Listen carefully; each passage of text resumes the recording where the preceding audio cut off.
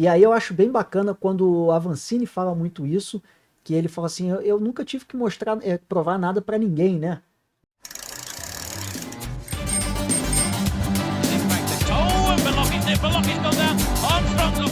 Uma coisa que eu não falei quando eu falei do Pedalando Junto, é uma forma que eu sempre procurei de como conciliar as coisas ou desenvolver habilidades novas, novas skills para coisas diferentes.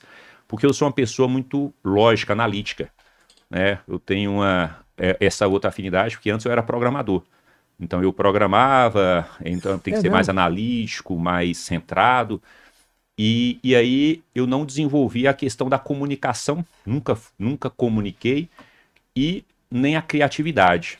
Aí quando a fotografia, a filmagem, eu fui tentando desenvolver a criatividade. Quando eu vi essa possibilidade tinha essa necessidade de eu falar, eu vou fazer isso para desenvolver as duas habilidades que eu sei que me faltam. Quando a gente vai fazer aqueles testes de Cara, olhar a engraçado que habilidade, eu as achava que o múltiplas programador ele inteligências. tinha que ser um cara criativo. Não, criatividade não tem a ver com você ser comunicativo, né? Não, tô falando programador, entendeu? Então, exatamente. Ele tem que ser uma certa forma criativo para solucionar problemas e tudo, mas era um criativo mais uma questão mais artística, que é muito diferente, né? E aí eu resolvi dedicar o Pedalando Junto para desenvolver isso. Então por isso sempre eu quis cuidar do Pedalando Junto. Quando eu percebi, não, já que eu vou fazer isso, eu vou preocupar com minhas edições de vídeo, sempre eu busquei diferente. Quando eu olho meus vídeos, pô, cara, como é que eu fazia isso, cara? Aprendi isso com quem? E eu sempre fiz tudo só. Só no finalzinho que eu contratei um editor, porque quando eu precisava conciliar tudo, mas então sempre preocupei em fazer também para aproveitar em outra área. Então, o esporte foi para aproveitar nessa questão de buscar dedicação, performance, para levar para a vida, que hoje muitas pessoas perceberam a importância disso, e o canal foi para desenvolver comunicação e criatividade, que eu sabia que era uma falha minha. E ajudou demais, né, cara? Hoje você é uma pessoa que se comunica bem, todo mundo, né? Você consegue ter boas entradas em vários ambientes e tudo. Isso para você foi muito importante. E não é natural, para mim ainda é esforço, né? Eu tenho cara, que mas não parece que isso, né? Não parece isso. Se eu falar para vocês que eu sou o cara mais tímido que vocês possam conhecer? Juro, cara. Eu acredito. Porque... Tímido ao ponto de eu, quando eu era pequenininho, de agarrar na perna do pai, assim, de vergonha não largar da perna do meu pai. Eu acho que eu te falei que eu formei em Direito. Não tentei a prova da ordem, mas Nós minha três, escolha né? na graduação também, Direito. Também não fiz prova da ordem também. E aí, só que no Direito, eu imaginava, durante o curso, que eu imaginava que eu ia advogar e tal.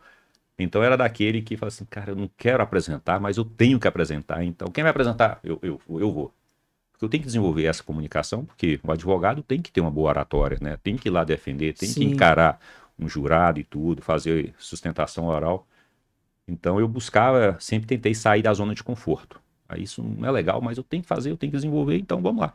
Cara, mas sair da zona de conforto, você se acostuma a sair dela, já reparou? Por exemplo, eu juro pra vocês, eu era um cara muito tímido. E eu acho que pra lutar contra a timidez, eu comecei a me colocar em situações pra me desafiar. Tipo assim, antes de eu pensar se eu conseguiria ou não, eu já topava fazer a parada pra na hora que eu tivesse ali, falar, agora não tem escapatória, agora tu vai lá e resolve. Cara, aí você começa a se acostumar com aquilo. Cara, eu lembro que eu me formei em Direito e eu recebi um convite para dar uma palestra na FES, aquele auditório lotado. Aquele auditório da FES cabe quantas pessoas ali dentro? Ah, cara, é pra cima de 200. Cara, tava lotado o auditório. Eu lembro da minha esposa falar que eu tive um tique nervoso em cima do palco, que eu ficava fazendo assim com a cabeça. Eu falei, cara, eu olhava aquela multidão de pessoas e eu juro pra você, eu tava suando de nervoso, mas eu falei, cara, eu tenho que enfrentar isso, cara. Porque você tem que sair da tua zona de conforto. Se você ficar só no confortável, cara, e aí para qualquer lugar. Cara, todos nós temos a nossa zona de conforto, cara, e a gente como líder, né, cara, a gente fica o tempo todo tentando tirar os nossos liderados da zona de conforto, mas a gente tem as nossas também. E esse conflito é muito difícil de lidar. Agora, eu me sinto assim em alguns momentos. Cara, eu não sei nem falar, assim, eu acho que eu sempre gosto de estar saindo da zona de conforto. Agora, eu gosto muito de falar o seguinte, aí já levando para o lado da performance. É muito bonito o discurso de saia da sua zona de conforto na internet. É um discurso que vende, só que é um discurso perigoso, que você leva pessoas que não estão preparadas a se colocar numa situação que ela está colocando a própria saúde em risco. A gente vê muito disso daí, pessoa passando mal em prova, porque tem muito coach aí falando assim, não, você consegue, basta você ter, você pensar que você consegue, você vai conseguir. E não é isso, né, cara? Você tem que se preparar, você tem que ser responsável. Eu acho que é o primeiro passo. E aí vai uma informação aí, não sei se vocês sabem, né, mas semana passada teve o Tour de Flandres, né? Sim. Prova maravilhosa, não sei quem assistiu aqui, eu assisti ela Eu não consegui assistir não, mas eu sei que Pô, cara, eu vi os ataques do Pogacar, cara, foram 5 ataques seguidos até o último, o Van der Poel não aguentou. E aí eles, durante a transmissão, eles comentaram que teve um dia anterior, teve o Tour de Flandres para amador, né, que eles chamam de Grand Fond Tour de Flandres. Morreram 2 ciclistas. Pois é, cara. A questão de você tá falando, as pessoas passarem do limite para poder o quê? Mostrar para si mesmo às que é capaz. Não é para si mesmo, né, cara? Às vezes é para mostrar. Às vezes é para outro aqui. Para internet, né? E aí eu acho bem bacana quando o Avancini fala muito isso, que ele fala assim, eu nunca tive que provar nada para ninguém, né? Que eu acho que alguém uma vez perguntou para ele assim, agora você não tem que provar mais nada para ninguém. Ele falou, pô, mas quando eu tive que provar alguma coisa para alguém? E é realmente, agora, hoje em dia, com a questão da rede social, tem muito disso, né? E a gente tem essa responsabilidade, a gente que produz conteúdo, de a gente não levar esse discurso do, pô, você pode, você consegue, basta você formatar o seu cérebro para isso. Não, cara, beleza, eu até concordo.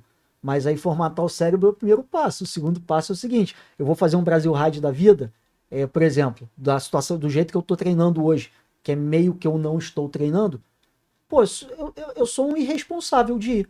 Você concorda? Se eu vou, eu tenho que beleza, eu vou, vamos lá. São quantos dias de prova? São quantos km? Como é que é a temperatura lá? Eu tenho que me preparar para o desafio. Se eu não me preparo para o desafio, e eu só vou porque eu falo assim, não, eu vou porque eu consigo, eu me coloco em situações como essa que você está falando, de 2 pessoas falecerem numa prova por conta... Cara, pode até ser um mal súbito, alguma coisa, mas você vê muita coisa acontecendo por irresponsabilidade hoje em dia, né, cara?